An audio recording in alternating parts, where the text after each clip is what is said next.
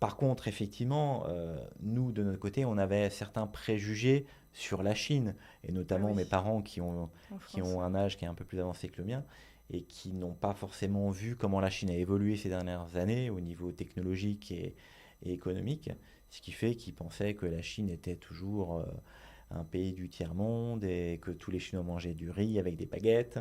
Et voilà, je passe Oui, oui, les images un peu préconçues qu'on peut avoir sur la Chine. ouais.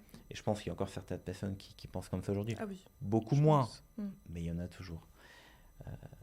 Donc voilà, pas du tout de pression. Vraiment, c'est quelque chose qui s'est fait de manière tout à fait naturelle parce qu'on s'est rencontrés jeunes. Et je Oui, pense c'est que le ça. fait de se rencontrer jeunes, un peu naïf dans l'âge, il faut dire ce qui est. C'est vrai que si on avait 35 ou 40 ans, je pense que les relations seraient peut-être un peu différentes parce on aurait déjà un vécu Oui, professionnel et personnel.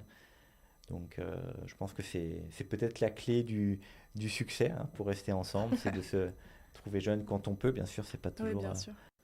Et dans votre vie quotidienne, puisqu'il y a une vie quotidienne en France, puis il y a une vie quotidienne en Chine, est-ce que tu as noté des grandes différences entre la façon dont tu vis et la façon dont vit dont vivait ton épouse, même si vous étiez du coup très jeune?